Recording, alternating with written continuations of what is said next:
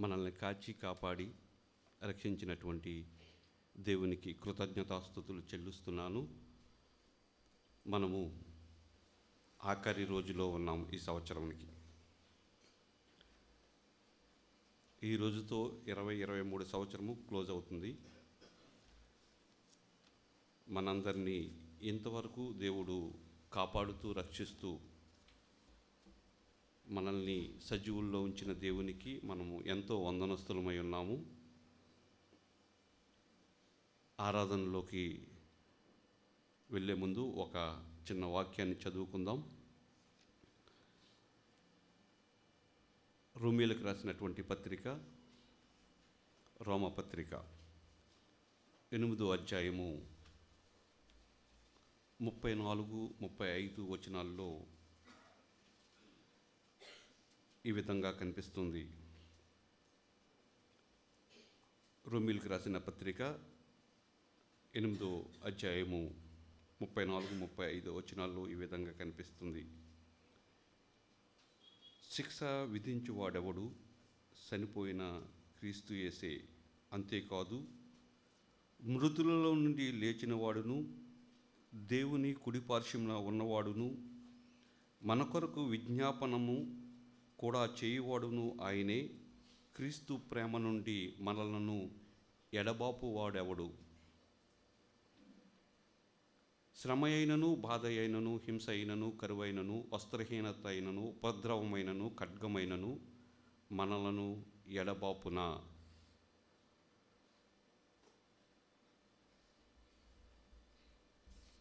ఈ మాటలు మన హృదయంలో ఉంచుకుంటే, దానికంటే ముందు ఆరాధన చేయడానికి వచ్చిన మనము ఆరాధనకి యోగ్యులుగా ఉన్నామా? ఆరాధించే మనము ఏ మనసుతో ఉన్నాము అని ముందుగా మనల్ని మనం పరీక్షించుకోవాల్సిన అవసరం ఉంటుంది. ఇంతకు ముందే మనం చేసుకుని వస్తుంటాం.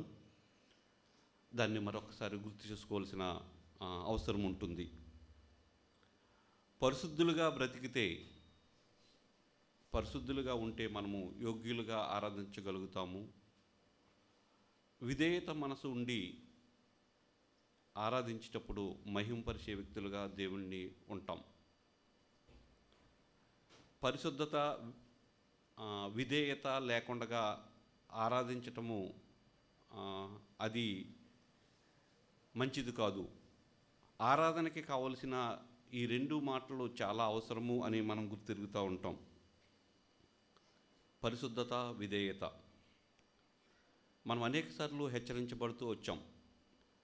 అయితే ఈ పరిశుద్ధత, విధేయత మనలో ఉన్నప్పుడు మనం ఆరాధించడానికి వచ్చిన మనము ఈ మాటలు, ఆయన ఏమై ఉన్నాడో దాన్ని బట్టి మనము ఆయన్ని మహింపరుస్తాం. ఆయన మనకేం చేశాడో దాన్ని బట్టి మనం కృతజ్ఞత కలిగి ఉంటాం. పరిశుద్ధత, విధేయత లేకుండా మనము ఆయన ఏమై ఉన్నాడో, ఏమి చేశాడో ఆలోచించినా అది వ్యర్థంగా మారిపోతాయి. లేఖనాల్లో మనకి ఆయన పరిశుద్ధుడు కనుక మీరును పరిశుద్ధులై ఉండండి, ఆయన విధేయత చూపించాడు కాబట్టి మీరు కూడా విధేయత చూపించండి అని అనేక సందర్భాల్లో మనకి కనిపిస్తూ ఉంటాయి. మనము ఆరాధించినాకు వచ్చిన మనము ఒకటి మొత్తం కంపల్సరిగా గుర్తుపెట్టుకోవాల్సిన అవసరం ఉంటుంది. ఆయన మనల్ని ఏ విధంగా రక్షించాడు, ఆయన మనల్ని ఏ విధంగా నడిపిస్తున్నాడు, ఆయన మనల్ని ఏ విధంగా పోషిస్తున్నాడు అన్నది మొత్తం కంపల్సరిగా మనం గుర్తుపెట్టుకోవాల్సిన అవసరం ఉంటుంది. దాన్ని బట్టే మన ఆరాధన యోగ్యమైనదో కాదో బయటకు వస్తూ ఉంటుంది. యోగ్యంగా వస్తుందో లేదో తెలిసిపోతుంది. కొంతమంది విశ్వాస పరిమాణాన్ని బట్టి దేవుణ్ణి ఆరాధించటంలో తేడాలు కనిపిస్తూ ఉంటాయి. విశ్వాసము ఎంత అధికంగా, పరిమాణంలో అధికంగా ఉంటే ఆరాధన, దేవునికి సమర్పించే ఆరాధన అంత ఉన్నతంగా దేవుని సన్నిధికి చేరుతుంది. ఏదో అలల మీద కొట్టిల మెట్టిలాడేలాగంటి అదే తక్కువ పరిమాణంలో విశ్వాసం కలిగి ఆరాధిస్తే అది ఆ విధంగానే కనిపిస్తుంది అని నా అనుభవపూర్వకంగా నేర్చుకున్నాను. మనం ఆరాధించడానికి ముందు ఈ మాటలు మనం ఎందుకు చూస్తున్నామంటే మన హృదయాలను పురుకొల్పుకోవాలని, దాని కొరకు మనము ఇక్కడ కూడి వచ్చాము అని మనం గుర్తెరిగితే దానికంటే భాగ్యం ఉండదు. అయితే ఆయన్ని ఆరాధించటానికి ఆయన ఏమై ఉన్నాడో, ఆయన మనకి ఏం చేశాడో అని చాలా సందర్భాల్లో మనం విన్న మాటలని మరొకసారి గుర్తు చేసుకుంటూ ముందుకు సాగుదాం. ఆయనకున్నటువంటి బైబిల్ గ్రంథంలో ఆయనకున్నటువంటి బిరుదులు కానీ పేర్లు కానీ మనము అర్థం చేసుకోగలిగితే చాలా మంచి ఆరాధనకి మనం పురుకొల్పడానికి అవకాశం ఉంటుంది. అయితే ఒక రోజులోనే కానీ, ఒక గంటలో కానీ, ఒక 10 నిమిషాల్లో కానీ ఆ అర్థాలన్నీ మనము సంపాదించుకోవాలి అనుకుంటే అతిశయోక్తి అవుతుంది. కానీ ఆయన వ్యక్తిత్వాన్ని మాత్రం మనం కంపల్సరిగా గుర్తు చేసుకోవాల్సిన అవసరం ఉంటుంది. బైబిల్లో ఆయనకి ఇచ్చిన పేర్లన్నీ మనం చేసుకోక్కర్లేదు, కానీ ఆయన వ్యక్తిత్వాన్ని మాత్రం కంపల్సరిగా మనం గుర్తు చేసుకుని ఆయన్ని మహిమపరచాలి, ఆయనకు కృతజ్ఞత కలిగి ఉండాలి, ఆయన్ని ఆరాధించేవారుగా ఉండాలి అని మనం గుర్తిరుగుతూ ఉంటాం. ఆయన అభిషేకించబడిన వాడు అని ఒక మాటలో చెప్పేస్తే సింపుల్గా మనకి ఒక మాటలో కనపడిపోతుంది. కానీ దాని వెనుక ఆయన చేసినటువంటి కృషి కానీ, దేవుడు ఆయనకి ఇచ్చిన మహిమను కానీ, ఇవన్నీ చూసుకుంటూ ముందుకెళ్తే ఆ పదానికే మనము ఎంతో అర్థాన్ని చేకూర్చుకుంటూ ఉండొచ్చు. అభిషేకించిన వాడంటే అభిషక్తులంటే అభిషేకించిన వాడు అని సింపుల్గా చెప్పేస్తాం ప్రతి పదాన్ని, కానీ దాని అర్థాన్ని మనం గుర్తిరగవలసిన అవసరం ఉంటుంది. ఆయన వ్యక్తిత్వాన్ని బట్టి మనము ఆయన్ని ఆరాధన చేయాలి. ఆయన మనకు చేసినటువంటి కార్యాలను బట్టి మనం ఆయన్ని ఆరాధన చేయాలి. మనల్ని పోషిస్తున్నట్టు నడిపిస్తున్నటువంటి నాయకుడైనటువంటి ఆయన్ని మనం ఆరాధన చేయాలి. ఈరోజు మొదటిగా ఈ సంవత్సర చివరిలో మనం ఉన్నాం కనుక మన ఆరాధనలో కూడా కృతజ్ఞతాభావము ఎక్కువ కలిసి మనం ఆరాధన చేస్తే దేవుడు సంతోషిస్తాడు అని నాకు తలంపులతోటి ఈ మాటలను నేను మీ ముందుంచుతున్నాను. మొదటిగా హెబ్రీ గ్రంథకర్త ఒక మాట అంటాడు, 2వ అధ్యాయం 10వ వచనంలో, ఆయన మనకి గొప్ప నాయకుడై ఉన్నాడు అని ఒక మాట కనిపిస్తూ ఉంటుంది. ఈ మాట మనల్ని ఆరాధనలో ఏ విధంగా నడిపిస్తుందంటే, ఆయన మనల్ని నడిపించే గొప్ప నాయకుడై ఉన్నాడు. ఇంతకాలము మనల్ని ఆయన సన్నిధిలో ఒక గొప్ప నాయకుడై మనల్ని నడిపిస్తున్నాడు. ఆయన ఆ గొప్ప నాయకుడే కాదు, మనల్ని నడిపించే గొప్ప వ్యక్తిగా ఈ లోకంలో మన ముందు ఉంచినటువంటి లేఖన భాగాలని మనము ఆలోచిస్తే మనకు కనిపిస్తూ ఉంటుంది. నీ వాక్యమే నన్ను నడిపించును, నీ ఆలోచన చేత నన్ను నడిపించుము అని కీర్తనకారుడు అనేక సందర్భాల్లో చెప్పిన మాటలను మనం గుర్తు చేసుకుంటే, ఆయన వాక్యమై ఉన్న యేసు అని మనం అనేక వాక్యమై ఉన్న దేవుడు అని మనకు అనేక సందర్భాల్లో చూస్తూ ఉంటాం. ఆ వాక్యమే మనల్ని ఒక దీపమై మనల్ని నడిపిస్తున్నది అని కనుక ఆయనకి మనము ఆరాధన చేసే బద్దులమై ఉన్నాము. ఎవరన్నా చిన్న దారి చూపితేనే మనము కృతజ్ఞతాభావం కలిగి ఉంటాం. అలాంటిది మనము ఆయన మనకి మార్గదర్శకుడై నాయకుడై మనల్ని నడిపిస్తున్న ఆ గొప్ప దేవుణ్ణి మనము ఏ విధంగా ఆరాధిస్తున్నాం అని మనం ఆలోచిస్తే మనకి అర్థమవుతూ ఉంటుంది. అంతేకాదు, మన పాపముల నుండి, పాప భారముల నుండి, సాతాను క్రియల నుండి, సాతాను కుయుక్తుల నుండి మనల్ని నడిపించే నాయకుడై ఉన్నాడు. అందుకు మనము ఆయనకి ఆరాధన చేయబద్దులమై ఉన్నాం. ఆయన మనల్ని నడిపించేవాడు అని మనం హృదయంలోకి తీసుకుంటే, మన ఆత్మీయంగా నడిపించే నాయకుడై ఉన్నాడు అని మనము ఆయన్ని ఆరాధించబద్దులమై ఉన్నాం. మొదటిగా మనము ఆలోచన ఏమిటంటే, తలంపు ఏంటంటే, మనల్ని నడిపించే గొప్ప నాయకుడు అని ఆయన ఉన్నాడు అని, అది మనకి మన త్రోవల్లో ఆయన మనము సరైన మార్గంలో నడుస్తున్నామంటే అది మన గొప్పతనం కాదు, ఆయన యొక్క ఉద్దేశము సంకల్పము అని మనం గుర్తెరిగి ఆయన్ని మన పాపముల నుండి మన శాపముల నుండి మనల్ని విడిపిస్తున్నాడు కనుక ఆ విధంగా మనము ఆయన్ని ఆరాధించబద్దులమై ఉన్నాము అని మనం గుర్తెరగవలసిన అవసరం ఉంటుంది. కీర్తనాకారుడు 103వ కీర్తన 3వ వచనంలో ఈ మాట కనిపిస్తూ ఉంటుంది.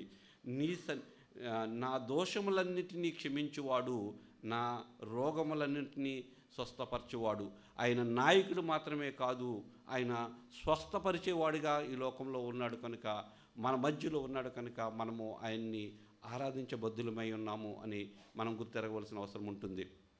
నాయకుడిగా ఆయన మన సమస్తమును మనల్ని ఆయన త్రోవలో నడిపిస్తున్నాడు, అలాగే ఆయన మనల్ని స్వస్థపరిచేవాడిగా ఉన్నాడు అని మనం గుర్తెరగవలసిందే. మన రోగంలో ఈ సంవత్సర కాలంలో అనేక ఇబ్బందులతోనూ అనేక రుగ్మతులతోనూ మనము ఇక్కడ ఈ లోకంలో జీవించాం.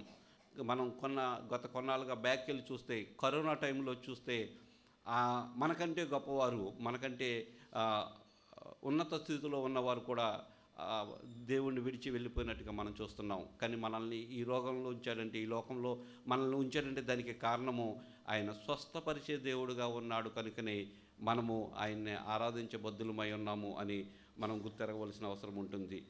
అనారోగ్యం వచ్చినప్పటికీ బైబిల్లో మనకు అనారోగ్యం నుంచి తప్పించిన వారిని, గుడ్డితనం నుంచి తప్పించిన వారిని, కుంటితనం నుంచి అలాగా చనిపోయిన వారిని లేపిన సందర్భాలు అనేకం కనిపిస్తూ ఉంటాయి.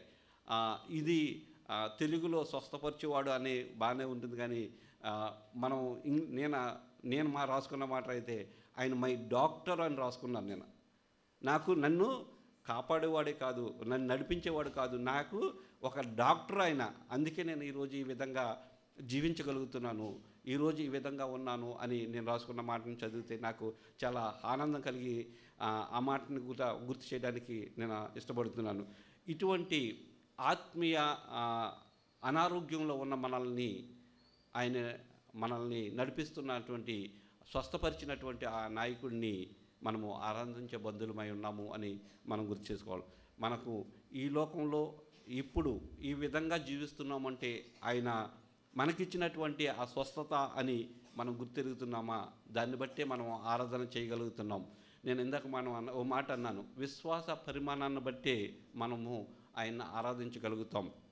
మనలో ఉన్న విశ్వాసము ఎంత అధికంగా ఉంటే ఆ విశ్వాసాన్ని బట్టే మనం కూడా ఆయన్ని ఆరాధించగలుగుతాం.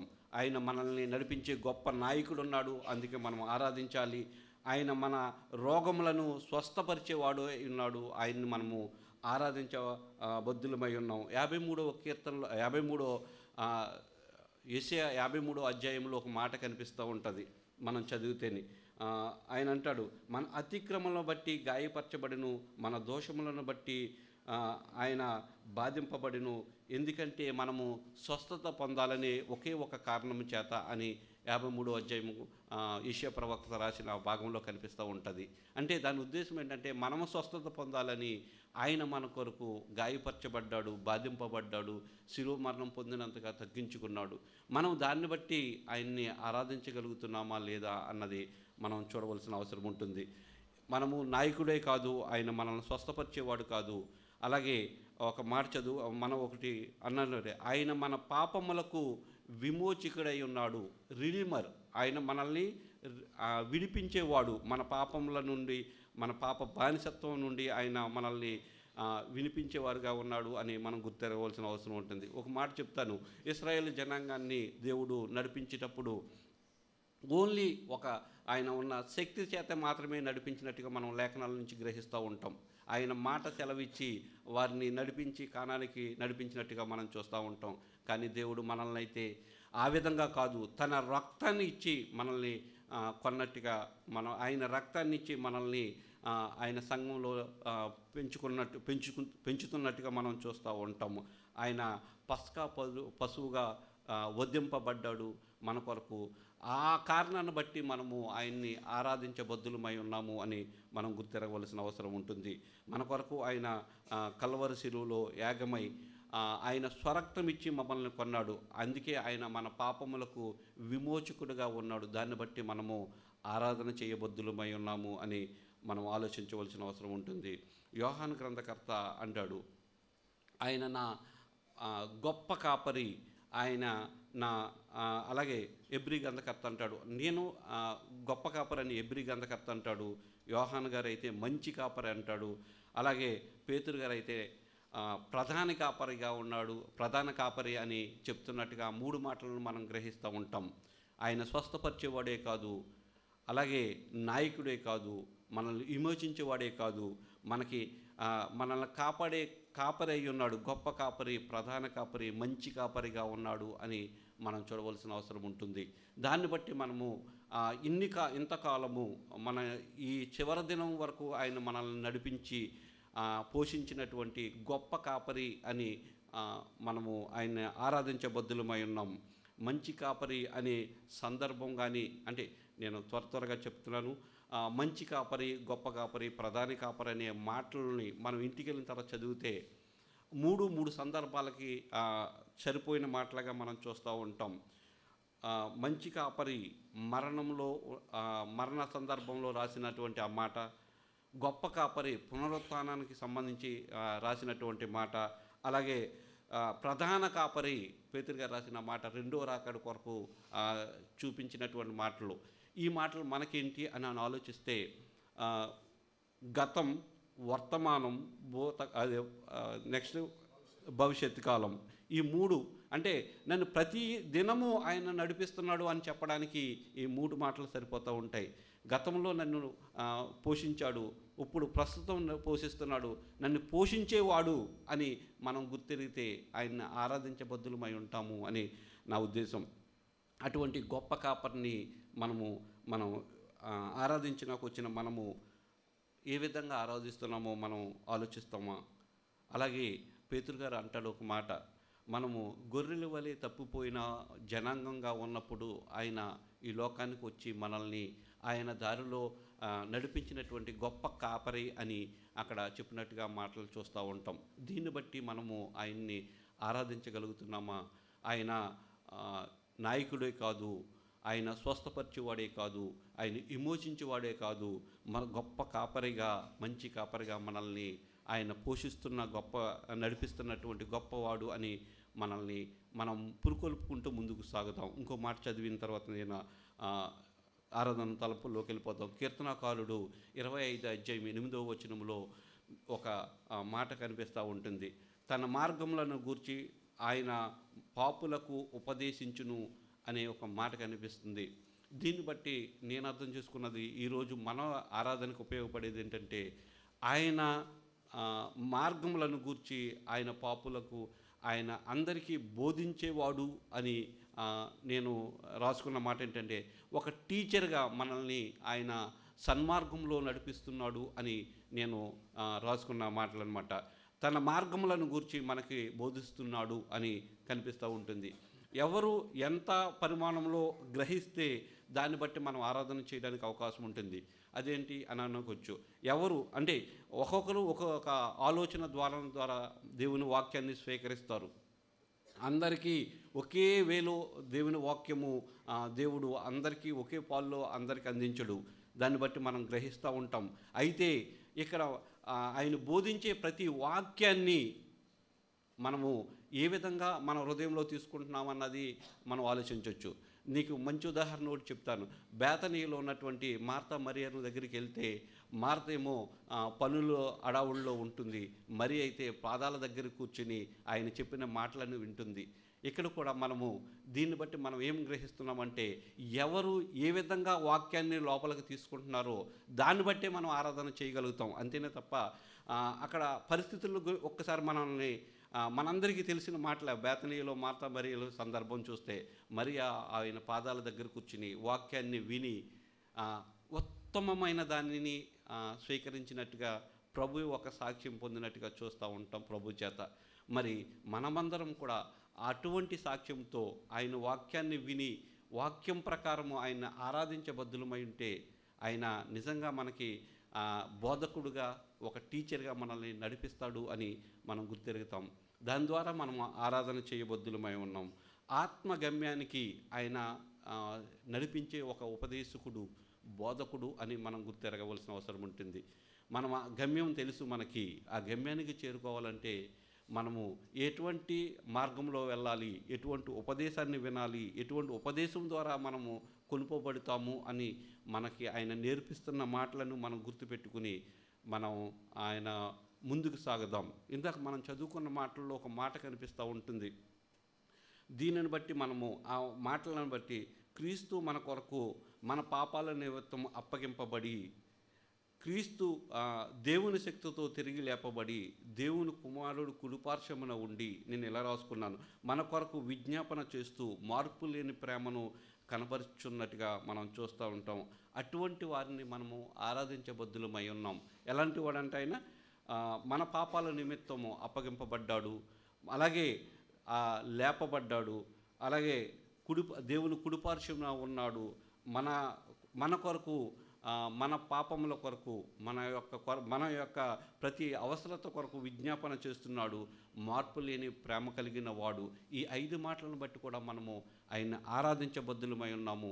దేవుడు ఇటువంటి మాటలు కలిగి మనము ఆయన ఆరాధిస్తే ఆయన చూసే దేవుడు కనుక మనం ఒక్కసారి ఆలోచిద్దాం. మనకి ఆయన టీచర్గా ఉన్నాడా, బోధకుడుగా ఉన్నాడా లేదా, ఉంటే మన ఆత్మీయ గమ్యానికి మనం ఏ విధంగా చేరుకుంటున్నాం, దాన్ని బట్టి ఆ మాటలను బట్టి మనము ఆయన్ని ఆరాధించగలుగుతున్నామో లేదా ఒకసారి మనల్ని మనం ఆలోచిద్దాం. ఆయన గొప్ప కాపరి, మంచి కాపరి, ప్రధాన కాపరిగా ఉన్నాడు, మనల్ని కాపాడుచున్నాడు, మన ప్రతి అవసరత తీరుస్తున్నాడు, కాపరి మనల్ని ముందుకు నడిపిస్తున్నాడు. అటువంటి ఆయన్ని ఏ విధంగా ఆరాధిస్తున్నాము, ఆయన కాచిన విధానం బట్టి మనము ఆరాధిస్తున్నామా, అలాగే మన పాపాలకి విమోచకుడిగా ఉన్నాడు ఆయన, మనల్ని ఆయన నడిపించే విడిపించే విమోచకుడిని ఏ విధంగా మనము ఆరాధిస్తున్నామో ఒకసారి గుర్తు చేసుకుని ముందుకు సాగదాం. అలాగే ఆయన మన స్వస్థతకై ఆయనే దయచేసేవాడు, ఆయన స్వస్థతలు ఇచ్చేవాడు, స్వస్థపరిచేవాడు ఆయనే. కనుక ఆయన్ని మనము మన ఆత్మీయ స్వస్థత కొరకు ఆయన ఆరాధిస్తున్నామా, ఇంతవరకు జరిగిన స్వస్థతలు మన అందరికీ తెలుసు, దాన్ని బట్టి మనం ఆరాధించగలుగుతున్నామా, ఆయన మనల్ని నడిపించే గొప్ప నాయకుడై ఉన్నాడు. కనుక అటువంటి నాయకుడిని మనం ఏ విధంగా ఆయన్ని ఆరాధిస్తున్నాం, ఆయన నడిపింపు మనందరికీ తెలుసు. లేకపోతే మనం ఎక్కడో ఉండేవాళ్ళమే. కానీ అయినప్పటికీ మనల్ని దేవుడు తన బాహుల్యం తప్పున బాహుబలము చొప్పున మనల్ని ఇంతవరకు నడిపించిన ఆ గొప్ప దేవుణ్ణి ఆరాధించే బద్దులమై ఉన్నామని గుర్తెరిగి ముందుకు సాగుతాం. ఈ మాటలతో మనం ఆరాధనలో ముందుకు సాగుదాం.